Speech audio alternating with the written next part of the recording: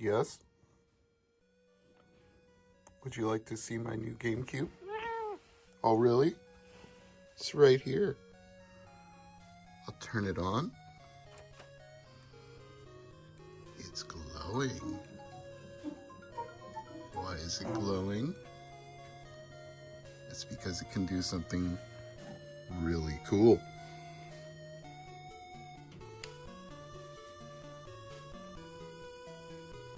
This is now paired with the GameCube, thanks to Greg from Laser Bear Industries, and there are some additional mods inside this GameCube, thanks to my friend Fix-It Phil, aka Phil McPhee. I used to give his URL in these videos, but his YouTube channel got hacked, so I can't provide that anymore. But what I can tell you is you can look for him on Facebook.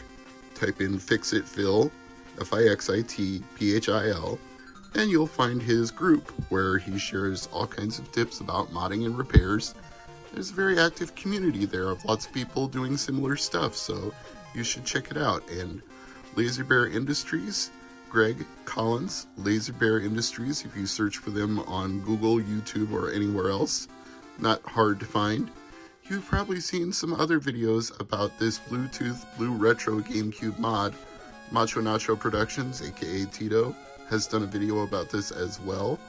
So let me just go ahead and take a seat. Tingo is walking towards where I sit, and I will show you how it looks in action. So you may notice this is a new TV from other videos.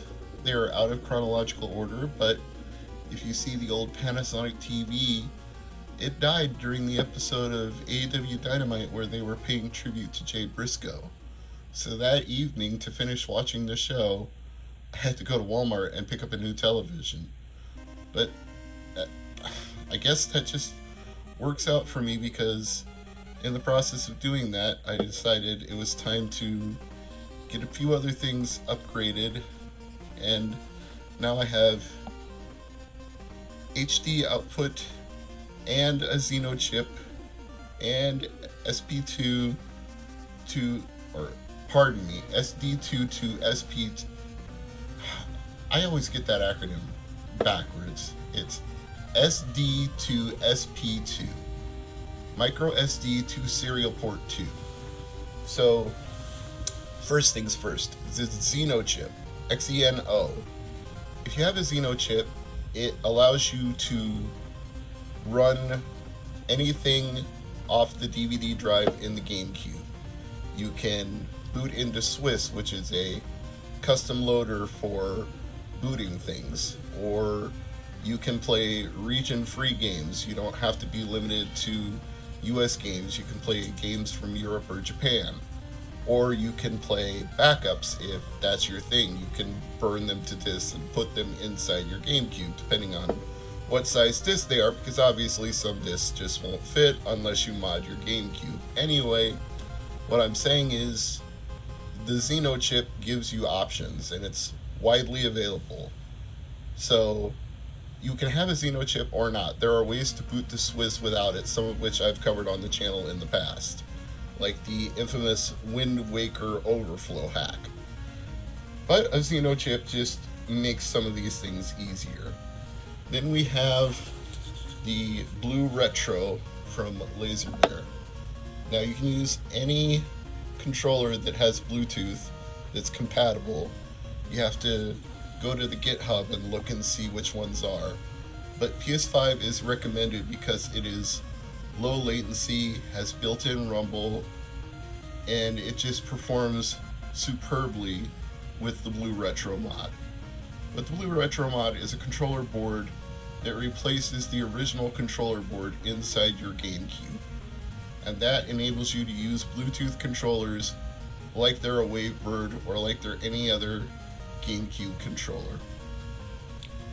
So with the combination of these things, the SD to SP2, the Xeno chip, the Eon Mark II HD out, which only works with the original GameCube that has the digital port on the back. If you have model 101, you can't use HD out unless you physically mod your GameCube from the inside, but if you have the digital port on the back, if you have an original GameCube, you can just plug an adapter in. The Mark II, the Carby, there's one that Greg from Laser Bear and a friend of his designed as well that's open source. You have options if you have an original GameCube for HD output without internally modding your GameCube. And now I can just hit start on the PS5 controller, and I'm in Metroid Prime, playing it off the micro SD card without the physical disc, playing it in high definition, playing it over Bluetooth. I gotta say, this is a game changer, no pun intended, because it's just the best possible GameCube setup. It's like the best of all worlds. You're getting the best video output. You're getting a rechargeable Bluetooth controller. You don't need to keep putting batteries in a wavebird. You don't need to stretch a GameCube cord across the room. I mean, there are other controllers that are made for GameCube nowadays, but I'm just saying it's nice that you can use a wide variety of Bluetooth controllers and not just specific GameCube controllers that work in the GameCube ports. And also, when you do the Blue Retro mod to your GameCube, it still accepts the original controllers. The ports are designed so that they'll sync with Bluetooth controllers, but you can still plug bog standard Wavebird and wired controllers in. So you're not, when you do this mod, you're not removing functionality, you're only adding functionality. And speaking of which, there's an in-game reset along with a sleep mode that's added by the Blue Retro. So, for example, if I'm done playing Metroid Prime and I want to go back to the menu, I can hold the top two buttons, and I believe it's right and the B button, whichever one is the B button. Gotta remember.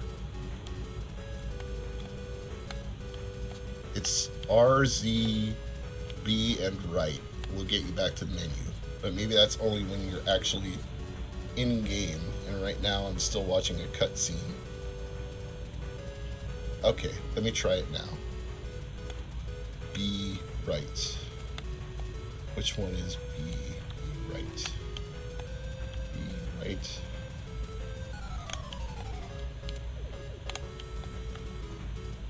One of these button combos is the right one.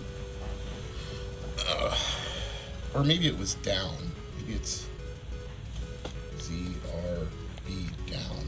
Yeah, it was down, not right. Let me get the camera to focus. It's Z, R, B, and down at the same time. And that gets you back to your Swiss menu, where you can select another game. So, I mean, this is basically what you would have if you had, what's a good example? Like the Mister project, if you were running Dolphin on a Mister and you had a key command to go back to the menu, or RetroArch. This is like your Mister or your RetroArch for your GameCube. And in fact, I do mean that in some ways literally, because you can put emulators on your GameCube. Like, all you gotta do is put the files on your micro SD, and then you can do anything you literally want to do. You could be running anything you like. Let me show you. See, you can go through here and you can select your device. You can do stuff off the memory card, you can do stuff off the DVD, you can do stuff internally, the SD to SP2 card. If you put anything like SNES 9X on here, then you can really just use this like it was RetroArch. You can play your retro games, You can play backups of your GameCube games. You can play physical GameCube games and still go back to Swiss and play your backups of games. I mean, you have unlimited options with this, all in your hands with any Bluetooth compatible controller. And the firmware is updatable over the web. You go to, I believe the website is blueretro.io. I'll add it in the description. But you can connect to your Bluetooth controller in the GameCube over the web and update the firmware. How cool is that? So, this rambling video is just to say thank you to Greg Collins at Laser Bear Industries, and thank you to Phil McPhee, for helping me diagnose this when I was having problems doing this mod myself. It is a plug-and-play mod, but the ribbon cable is a little finicky, and there's a little bit of wiring involved. I mean, I looked at him do it, and I think he got it right. I think I just might have been the unlucky 1 in 4,000. I believe Greg said they had like 4 returns out of 4,000 boards.